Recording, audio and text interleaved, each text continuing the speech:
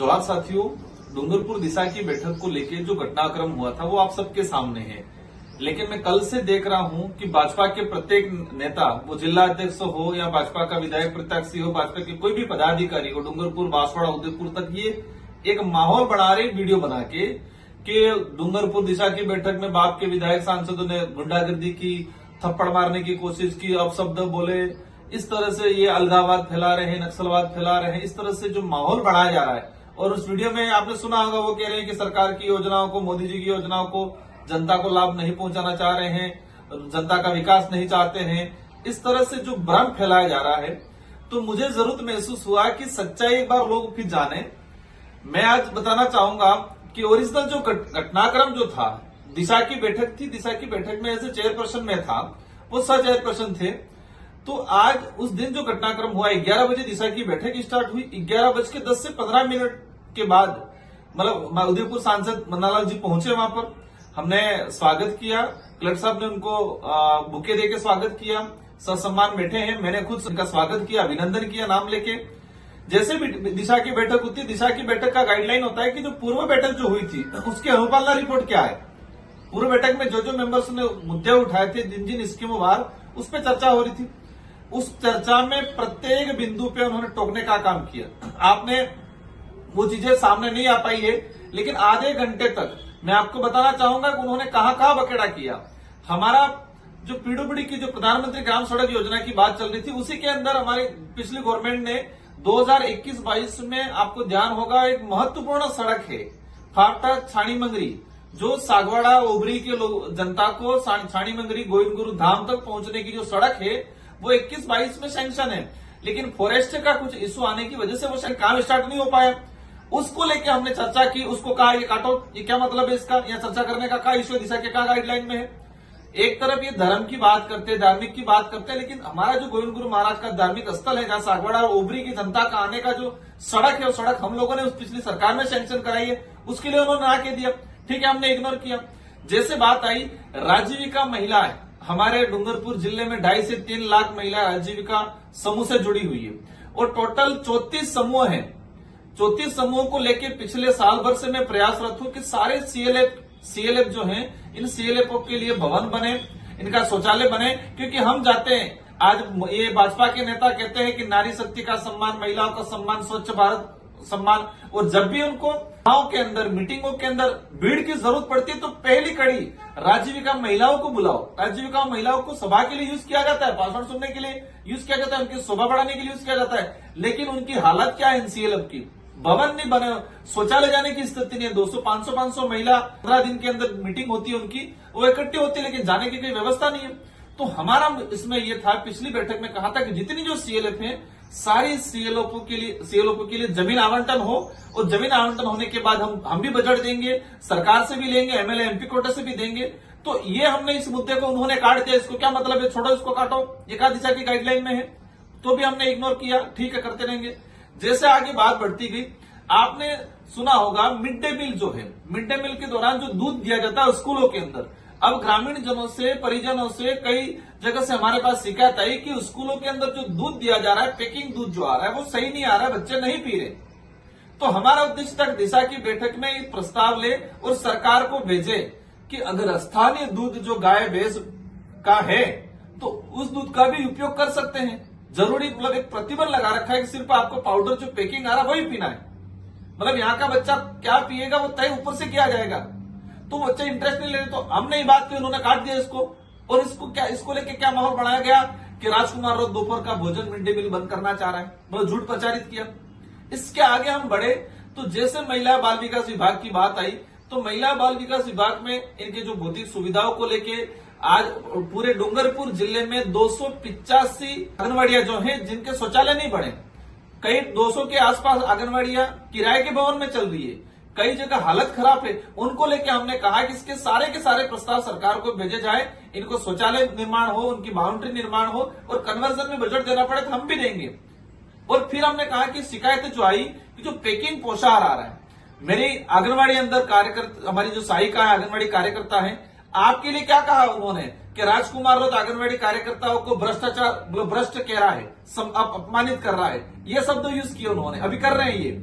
Original बात क्या थी? ओरिजिनल बात थी कि आंगनबाड़ी के अंदर जो पोषाहार वितरण हो रहा है, पहले जो हो रहा था कि स्वयं सहायता समूह के लोग बनाते थे, उस गांव के लोग बनाते थे, गर्म पोषाहार बनाते थे, बच्चों के टेस्ट के अनुरूप बनाते थे, बच्चों को खिलाते थे, बच्चे खाते थे। ये सच्चाई है, यही बात मैंने बोली। और मैंने ये कहा कि आज एक व्यक्ति तय कर रहा है कि राजस्थान के अंदर पढ़ने वाले, आंगनबाड़ी के अंदर पढ़ने वाले बच्चों को क्या खिलाया जाएगा। पैकिंग जो पोषाहार जो आ रहा है, मुरमुरे जो आ रही है, जो सामग्री जो आ रही है, इनका बच्चे नहीं खा रहे हैं, ये सच्चाई है। ये सच्चाई है। ग्रामीण आंगनबाड़ी कार्यकर्ता दबी आवाज में कहती है, बेचारी बोल नहीं पाती है। और इस कई बार पिछली बार हुआ था, जो ठेकेदार आंगनबाड़ी के अंदर पोषाहार वितरण कर रहा है, वो अधिकतर पोषाहार कई बार ये ब्लैकमेल करके गुजरात बेचते हैं और पशु आहार में उपयोग होता है। और कई जगह देखा होगा, अभिभावक भी ले जाते हैं तो पशु को खिलाते हैं, क्योंकि पशु आहार के रूप में बच्चे खाते नहीं, क्या करेंगे। अपने गांव में देखा है कि जो अगर नहीं खा पाते तो पशु का जो होता है उसमें देते हैं। तो वो सच्चाई है।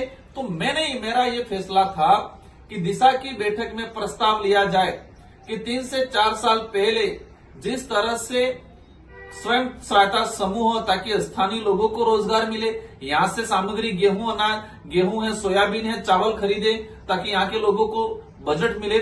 तो ये इसको लेके हमने कहा कि प्रस्ताव बना के भेजे कि डूंगरपुर जिले में पूर्व की भांति स्वयं सहायता समूह आंगनबाड़ी कार्यकर्ता की मॉनिटरिंग में वो बनाएगी और बना के यहाँ के लोगों को, बच्चों को गर्म पोषाहार खिलाएगी। ये प्रस्ताव हमने रखा, उसको उन्होंने काट दिया। क्या मजाक बना रखा है, उल्टा सीधा बोलना शुरू कर दिया, तो भी हमने इग्नोर किया। जैसे आगे बात बढ़ी, जब जल जीवन मिशन की बात आई, जल जीवन मिशन में कितना काम हुआ है, कितना नहीं हुआ है, पानी कहाँ कहाँ टंकियां बनी, क्या नहीं बनी, उस पर भी उन्होंने बात काटने की कोशिश की। इसी तरह हम लोग आगे बढ़े तो जैसे मूल जो बात आई थी, पीएचसी सीएचसी के अंदर साफ सफाई नहीं है, जिला चिकित्सालयों के अंदर साफ सफाई को लेके, पार्किंग को लेके जो इश्यू चल रहा था, हमने कहा कि सारी सीएचसी पीएचसी पे, विशेषकर कुआ पीएचसी और पीड पीएचसी को लेके बात उठी थी कि पहले वहां पर डिलीवरी पॉइंट था, वहां पर अच्छी ओपीडी हो रही थी, सुविधा मिल रही थी, लेकिन इस सरकार आने के बाद नहीं मिल रही है। सच्चाई है। इस बात को कहा तो उन्होंने फिर हंगामा खड़ा कर दिया।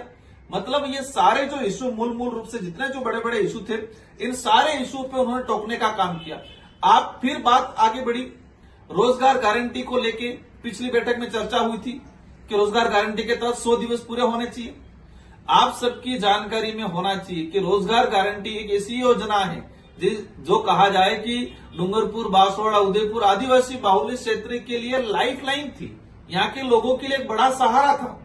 तो इसमें इस सरकार आने के बाद अभी जो स्थिति बनी है कि डूंगरपुर जिले की डाटा की बात करें, क्योंकि दिशा की बैठक डूंगरपुर की थी, डूंगरपुर जिले की दिशा की बैठक में बात उठाई कि टोटल जॉब कार्ड कितने, 2.5 से 3 लाख जॉब कार्ड डूंगरपुर जिले के अंदर हैं टोटल, और कुछ एक्टिव 2.5 लाख के आसपास तो एक्टिव हैं, 2,65,000 के आसपास एक्टिव जॉब कार्ड है। हमने पूछा कि इतने जॉब कार्ड है, कितने परिवारों ने 100 दिन पूरे किए। उन्होंने तुरंत काट दिया, मोदी जी 125 दिन दे रहे, ये योजना बंद हो गई, अब तो जयराम जी आ गया।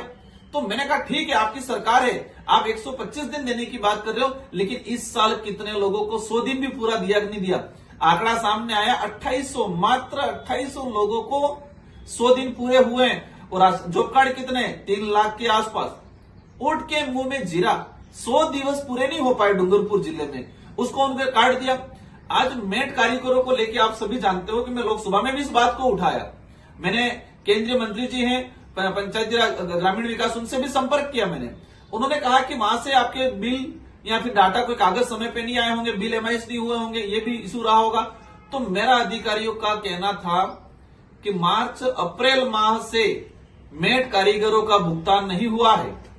एक आज सरकारी कर्मचारी है, आज हम जनप्रतिनिधि है, अगर 1 तारीख से 5 तारीख के बीच में तनख्वाह नहीं आती है तो हमारा पूरा सिस्टम बिगड़ जाता है। मतलब हमारा जो मैनेजमेंट है, आर्थिक मैनेजमेंट पूरा खत्म हो जाता है। आदमी बौखलाहट, आदमी हालत खराब हो जाती है, इसके मांगने वाले इधर उधर उधारी वाले हालत खराब कर लेते हैं। अब एक हमारी ये स्थिति हो जाती है, कर्मचारी की स्थिति ये हो जाती है। तो जो मेट कारीगर जो पत्थर थापी उठा के मजदूरी कर रहा है, उसके 8-8 महीने 1-1 साल हो गया, उनका भुगतान नहीं आया। तो मैंने अधिकारियों को पूछा कि कौन से माह से मेट कारीगरों का भुगतान पेंडिंग है और इसमें आपकी गलती है या सरकार की गलती है? क्योंकि सरकार कह रही है कि बिल एमआईएस नहीं कर रहे, आप कह रहे हो सरकार नहीं। तो मैं जानना चाह रहा था, उस पर उन्होंने कहा क्या क्या कर रखा है। मैंने कहा पूर्व बैठक की अनुपालना रिपोर्ट में उन्होंने कहा कि पूर्व बैठक तो बखाड़ा थी, मतलब कबाड़ा था, कबाड़ा, पूर्व बैठक तो घोटाला थी। फिर इसी बात को आगे मैंने कहा ठीक है, मैंने जानना चाहा कि डूंगरपुर जिले के अंदर आज सामग्री मद का भुगतान नहीं हुआ है, आज सरपंच ठेकेदार हालत खराब है इनकी, उसको लेके मैं लड़ा हूं आगे। मैं जानना चाह रहा था कि आपकी तरफ से कुछ कमी तो नहीं रही है, कितने समय से बाकी है? पूरे डूंगरपुर जिले में ना करते 100-150 करोड़ रुपया पेंडिंग होगा, मेट, कारीगर, सामग्री सब मिला के। तो हम ये जानना चाह रहे थे, अधिकारी बताना चाह रहे थे, उन्होंने तुरंत बात काट दी। आप मोदी जी का विरोध कर रहे हो, ये मोदी जी का कागज है, ये तो आप संविधान का विरोध कर रहे हो, आप जनता को लाभ नहीं देना चाह रहे हो, मतलब उल्टा सीधा तरीके। हमने प्रयास किया कि शांतिपूर्वक, क्योंकि मैं एज अध्यक्ष था, मेरी जिम्मेदारी बनती थी इस बैठक को शांतिपूर्वक निपटना। नरेगा को लेके हमने ये जानने की कोशिश की। ये सच्चाई है कि अभी सरकार ने कैंप लगाए, अच्छी बात है, हम स्वागत करते हैं, लोगों को लाभ मिलना चाहिए, लेकिन हम जानना चाहेंगे कि उस कैंप में खर्चा कितना आ रहा है, क्या सरकार कैंप के लिए अतिरिक्त कोई बजट दे रही है? ये जानने की कोशिश की हमने, तुरंत उन्होंने बात काट दी, तुम भजनलाल जी का विरोध कर रहे हो, भजनलाल जी की तौहीन कर रहे हो। यार राजस्थान के मुख्यमंत्री सबके लिए है, हमारा फर्ज बनता है, हम विपक्ष में हैं तो जिम्मेदारी बनती है कि वास्तव सरकार क्या कर रही है, कैंप लगा रही है, कितना पैसा दे रही है। डूंगरपुर बांसवाड़ा के सरपंचों को ध्यान होगा, आपकी हालत खराब है। कल मैंने देखा जो भाजपा से जुड़े हुए ठेकेदार और सरपंच भाजपा के आह्वान पे कल आके नारे लगा रहे, लेकिन तुम्हारे अंदर की आत्मा मुझे लग रहा था, तुम्हारे अंदर की भावना क्या थी, अंदर ही अंदर घुट रहे हो आप लोग। 1.5 साल से एफटीओ नहीं हो पा रहा है, पेमेंट नहीं हो पा रहा है, मेट कारीगरों का पेमेंट नहीं हो पा रहा है, आपसे कैंप करवाए जा रहे हैं, 50-50 हजार रुपया खर्चा करवाया जा रहा है। तो हमारा उद्देश्य ये था कल कि जो कैंप के लिए खर्चा आया है कि दिशा की बैठक से प्रस्ताव लेकर सरकार को भेजे कि अतिरिक्त बजट पंचायतों को दे, ताकि कैंप का जो खर्चा है, और स्वच्छ भारत मिशन के तहत गांवों के अंदर टेंडर कराए जा रहे हैं साफ सफाई के लिए, सरकार योजना लाई, इसकी तारीफ होर्डिंग लगा रही है, लेकिन क्या सरकार एफएफसी एसएफसी के नॉर्म्स के अलावा क्या एक्स्ट्रा पैसा दे रही है उसके लिए? तो हमने प्रस्ताव बना के भेजना चाह रहे थे कि साफ सफाई की जो टेंडर हो रहे हैं उसके लिए सरकार अतिरिक्त पैसा दे, कैंप लगे हैं, खर्चा हुआ है, उसके लिए अतिरिक्त पैसा दे। ये जो बातें हम प्रस्ताव बना के भेजना चाह रहे थे, उन्होंने बकड़ा खड़ा कर दिया। और मुझे तब गुस्सा आया, अति तब हो गई, क्योंकि आधा घंटे से हम सह रहे थे उनको। उन्होंने कहा, क्या कहा, ये तो पूर्व बैठक तो कबाड़ा थी, पूर्व बैठक तो फर्जी थी। तब मुझे गुस्सा आया, मैंने कहा तुम ऐसे कैसे कह रहे हो? तो मैंने तुम कहा तो उन्होंने कहा तू बोल रहा है। मेरे तुम शब्द को उन्होंने तू में कन्वर्ट किया। मैंने कहा कौन कर रहा है? इस तरह से उन्होंने बौखलाहट वाली। एक ये सच्चाई है, देखो बांसवाड़ा डूंगरपुर पूरे आदिवासी बाहुल्य क्षेत्र की जनता को, आदिवासी समुदाय नहीं, हमारे ओबीसी के भाई है, जनरल के हैं, सभी वर्ग के, एससी माइनॉरिटी, सबको जानने की जरूरत है। इनका है जोर से बोलना, झूठ बोलना और बार बार बोलना, वास्तविक मुद्दों से भटका के ऐसा प्रोपोगंडा, क्योंकि ये इशू चर्चा का विषय नहीं था। आपने देखा होगा सारे न्यूज चैनलों के अंदर, सारे प्रिंट मीडिया में दिशा की बैठक में क्या चर्चा हुई वो नहीं छपा। दिशा की बैठक में हंगामा हुआ, मैंने क्या कटाक्ष किए, उन्होंने क्या कटाक्ष किए, इससे यह स्पष्ट हो गया कि जनता के मुद्दे दब गए। सारे के सारे न्यूज़पेपर में आप देख सकते हो कि दिशा की बैठक में किन किन मुद्दों पे चर्चा हुई।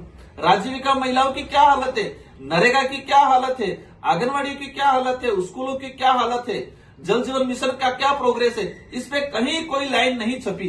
इससे स्पष्ट होता है कि मीडिया के भी कुछ ऐसे मीडिया चैनल देखे मैंने, कुछ प्रिंट मीडिया, कुछ लोगों ने मैनेज किया, व्यवस्थित छापने की प्रयास किया, लेकिन कुछ ने तो एक तरफा।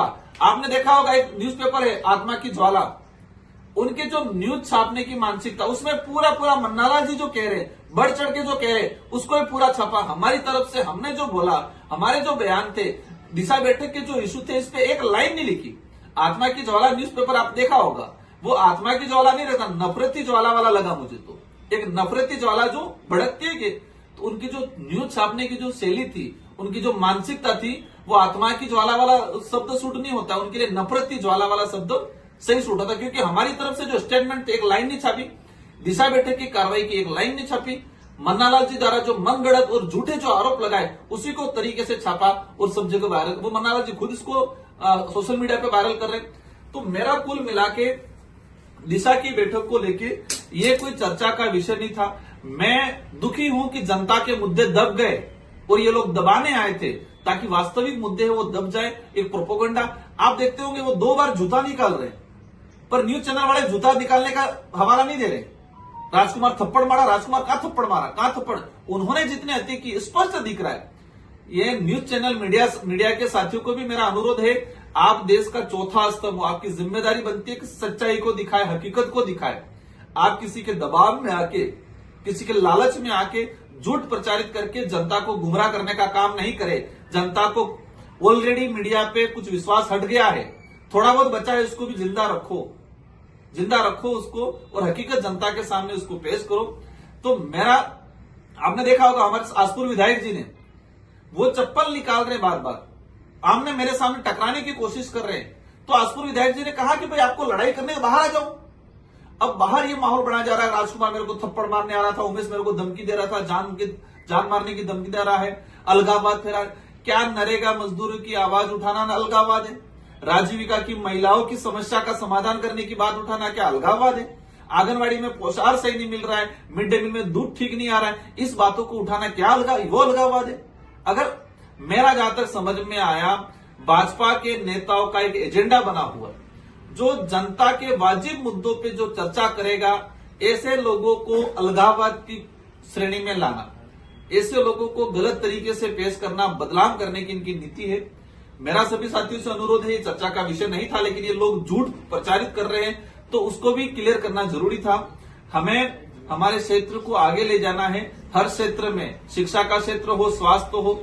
हाँ, आज मैं भारत आदिवासी पार्टी का जनप्रतिनिधि हूं, लेकिन मैं हर उस व्यक्ति के लिए खड़ा हूं जो भाजपा का होगा, कांग्रेस का होगा, किसी भी वर्ग का होगा, उसकी वाजिब मांग होगी, उसकी वाजिब समस्या होगी, उसको लेकर भारत आदिवासी पार्टी मजबूती से लड़ रही है और लड़ेगी। और उनके जो झूठे मसूदे हैं, उनका जो प्रोपेगेंडा है, वो चलने वाला नहीं है। जनता समझ चुकी है, जनता के अंदर विवेक आ गया है। विवेकहीन लोग जो चाह रहे हैं कि जनता को मूर्ख बनाना चाह रहे, वो नहीं चलेगा। इसलिए सभी साथियों को समझना जरूरी था। ये बात जो सच्चाई है, उस सच्चाई को गांव गांव, घर घर तक पहुंचना भी जरूरी है। हमारी आंगनबाड़ी कार्यकर्ताओं के लिए कह रहे, राजकुमार आंगनबाड़ी कार्यकर्ताओं को भ्रष्ट कह रहा है, मतलब किस तरह से झूठ प्रचारित किया जा रहा है, इसको जानना जरूरी है। धन्यवाद, आभार, जोहार, जय बिल प्रदेश, जय संविधान।